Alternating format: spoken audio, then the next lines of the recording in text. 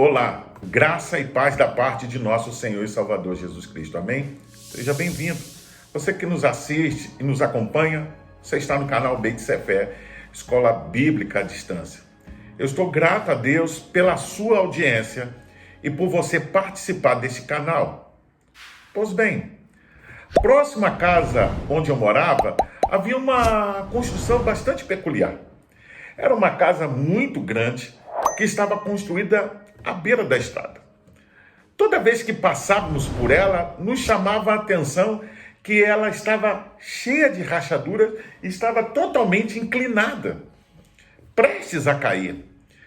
Ela se destacava entre as demais construções. E o que podia se observar é que a sua falta de sustentação ou inclinação demonstrava que havia alguma coisa com a sua base, com a sua estrutura. Ela estava danificada e não havia conseguido resistir às intempéries do tempo. Tempos depois, passando pelo mesmo local, observamos que ela não conseguiu subsistir, ela acabou sucumbindo. Da mesma forma, temos observado a vida de muitas pessoas que professam a fé cristã, mas que não têm certeza e convicção da sua crença, da sua salvação. Muitos conduzem as suas vidas em bases sem nenhuma sustentação e são levados de um lado para o outro pelas circunstâncias. São apenas ouvintes. Eles não praticam, não colocam em prática a palavra de Deus nas suas vidas. Quando os dias maus vêm e os tempos difíceis aparecem, muitos acabam também sucumbindo na fé. Eu convido a todos a abrir a Bíblia em Mateus capítulo 7, versículo 24 ao 27. Portanto, quem ouve estas minhas palavras e as pratica é como um homem prudente que construiu a sua casa sobre a rocha. Caiu a chuva, transbordaram os rios, sopraram os ventos e deram contra aquela casa e ela não caiu, porque tinha seus alicerces na rocha. Mas quem ouve estas minhas palavras e não as pratica é como um insensato que construiu a sua casa sobre a areia. Caiu a chuva, transbordaram os rios, sopraram os ventos e deram contra aquela casa e ela caiu, e foi grande a sua queda.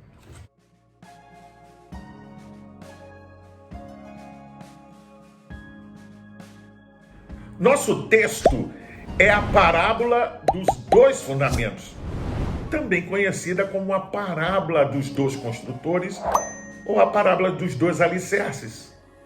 Ela é encontrada também no Evangelho de Lucas. Você pode conferir isso no capítulo 6, versículo 47 ao 49. Embora existam algumas diferenças entre os textos de Mateus e Lucas, tais diferenças são apenas detalhes da descrição do texto. Portanto, o ensino é o mesmo. Trata-se a mesma parábola. Convém, porém, destacar um aspecto interessante, que esta parábola no Evangelho de Mateus, ela faz parte do que podemos dizer da conclusão do Sermão do Monte, que vai do capítulo 5 ao 7. E ela está ali incluída com outros aspectos. Vejamos alguns. Por exemplo, Jesus trata na conclusão sobre o problema com os falsos profetas. E ele cita isso nos versículos 21 ao 23. Eles estão, na verdade, vinculados tematicamente aos versos 15 ao 20. Jesus, na conclusão, ele desmascara as pessoas que aparentavam ser religiosas, mas não tinham uma relação pessoal com ele. Ele mostrou que no dia do julgamento, que virá, somente a nossa aceitação dele como Senhor e Salvador e nossa obediência será tomada em conta. Muitas pessoas pensam que se forem boas, apenas boas, e aparentarem certa religiosidade, serão premiadas com a vida eterna. A fé em Cristo é o que se terá em conta no julgamento. Na conclusão, ele também cita então a parábola dos dois fundamentos. É o texto do versículo 24 ao 27.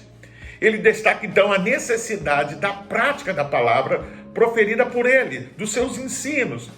E terceiro, na conclusão, ele também cita a reação da multidão E você pode ver isso no versículo 28 e 29. As pessoas comuns sentiram que a sua autoridade era divina. Isso mesmo. E isso faltava aos escribas, aos religiosos. E por causa disso começaram a reverenciá-lo. Diferentemente dos escribas, Jesus não cita os antigos mestres como apoio aos seus ensinamentos. Pois bem, a parábola dos 2 fundamentos coloca o Sermão do Monte sob uma dupla perspectiva, ou seja, bênção e maldição. Por isso, ele sublinha a inter-relação entre ouvir e praticar. Voltemos ao texto nesse momento e vejamos algumas atitudes que se destacam, alguns aspectos que Jesus quer destacar nessas 2 parábolas.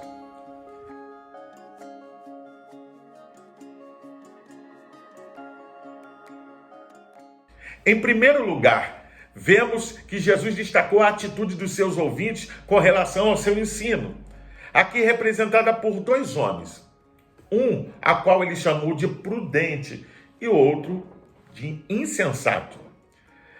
Para muitos dos seus ouvintes, a religião descansava apenas no puro ato de ouvir. Eles não iam além. Jesus então declara nesta parábola que há 2 classes de ouvintes, representada aqui por 2 homens que são comparados a construtores.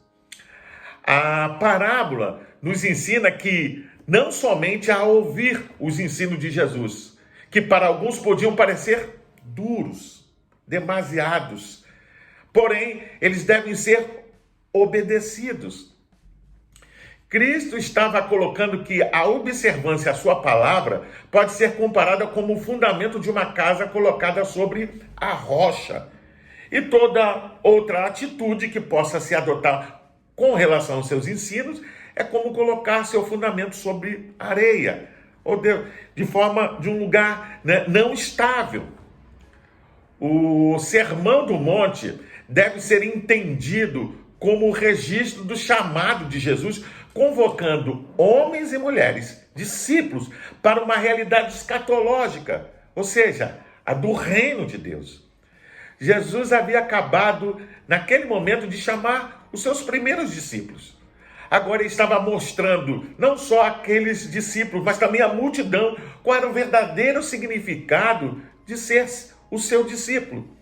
Ele estava descrevendo o tipo de vida que aqueles homens que desejavam segui-lo deveriam viver para ter acesso ao reino futuro. Tanto os seus discípulos como aqueles que querem segui-lo, tanto no passado como no dia de hoje, devem ser criteriosos em colocar em prática os seus ensinos.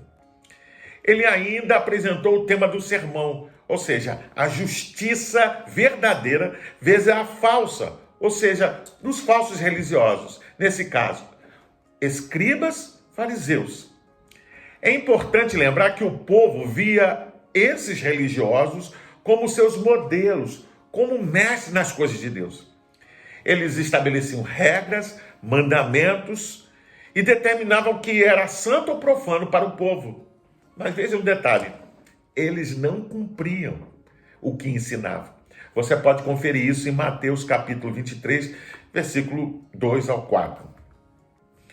Um dos motivos por que os religiosos odiavam Jesus era porque, nesse sermão, ele expôs a superficialidade e a falsidade deles.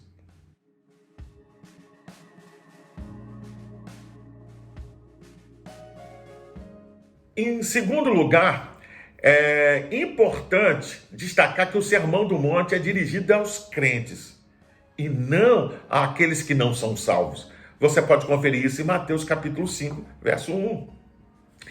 Ele descreve como deve ser a vida cristã. Jesus, na parábola, faz a distinção entre a prudência e a insensatez, mostrando a diferença entre os 2 homens que edificaram as suas construções ou as suas casas. Jesus destaca a atitude dos seus ouvintes em 2 grupos. Este pensamento se repete muitas vezes na Bíblia. Por exemplo, o trigo e o joio, as virgens prudentes e as insensatas.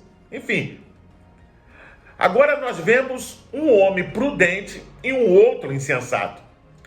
A diferença em relação às atitudes ao ensino de Jesus encontra sobre os dois fundamentos, ou a diferença desses fundamentos.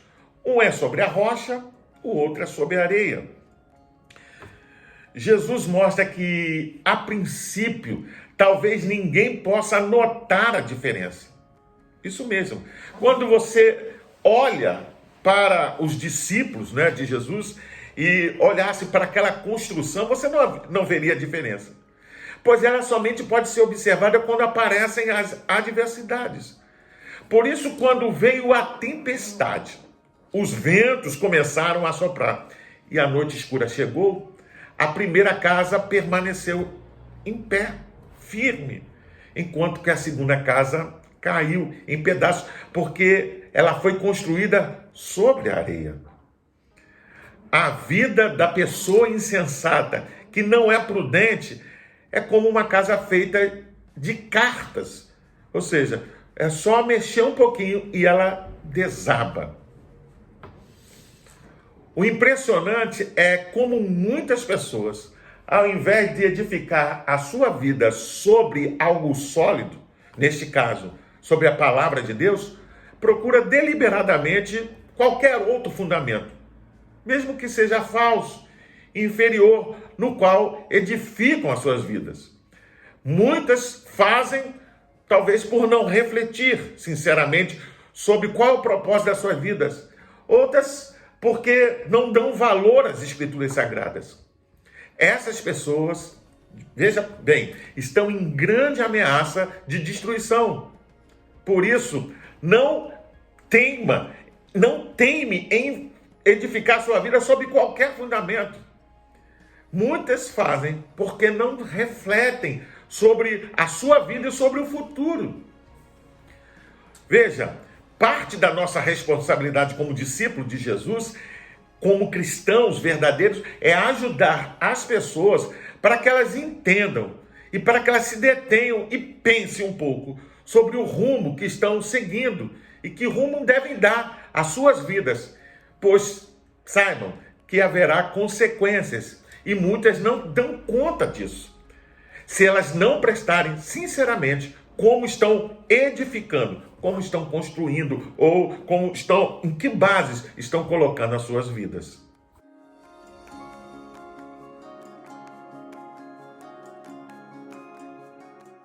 Em terceiro lugar, precisamos entender que a vida cristã não é um mar de rosas.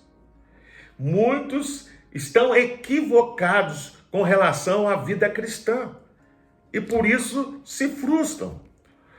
O próprio Jesus disse em outra ocasião: no mundo tereis aflição, mas tende bom ânimo, pois eu venci o mundo. Você pode conferir isso em João capítulo 16, versículo 33. Alguns cristãos constroem suas vidas e põem suas esperanças na prosperidade mundana. Outros no ativismo religioso, nos talentos naturais, talvez numa profissão de mera religiosidade. Estes seguidores se aventuram, mas as suas bases são somente areia, bases demasiadas fracas para suportar as vicissitudes da vida. Jesus chamou a atenção aos seus ouvintes no Sermão do Monte que haveria um dia de teste ou provação. Isso, que nesse caso é representado pela tempestade. Ele então faz a afirmativa que a casa que não for alicerçada na rocha vai desabar e vai falhar no teste. O verdadeiro cristão deve fundamentar na rocha, ou seja, a sua vida na rocha chamada Jesus Cristo. Você pode conferir isso em 1 Coríntios 3, verso 11. Os verdadeiros cristãos provam a sua firmeza em meio às tempestades que o testam. Além das dificuldades da vida, precisamos estar conscientes também que haverá um julgamento final. Um dia de ajuste de conta, quando Deus castigará todo pecado e premiará a fé. O cristão verdadeiro prova-se na obediência a Cristo, mostrando que a pessoa não é apenas um ouvinte da palavra, mas é também um praticante. Você pode constatar isso em Tiago, capítulo 1, versículo 22 ao 25.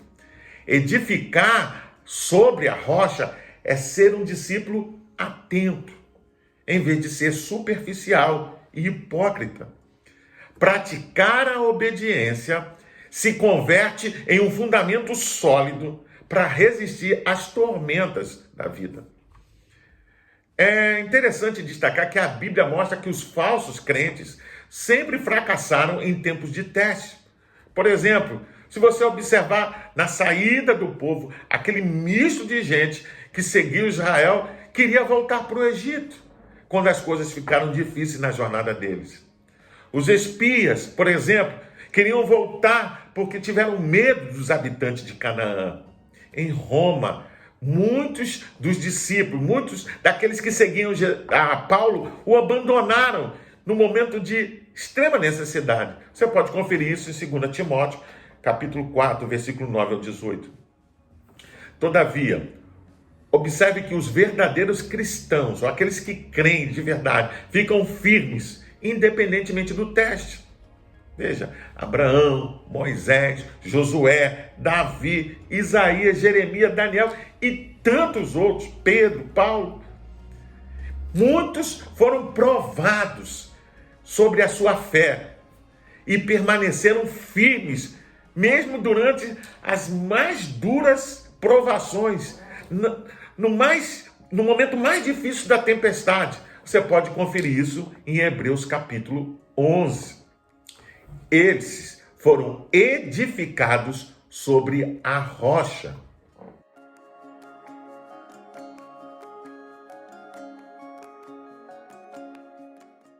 Por fim, é importante destacar que o autor encerra a narrativa dizendo que quando Jesus acabou de dizer essas coisas, as multidões ficaram maravilhadas com seu ensino, porque ele ensinava como aquele que tem autoridade e não como os mestres da lei. Você pode observar isso nos versículos 28 e 29.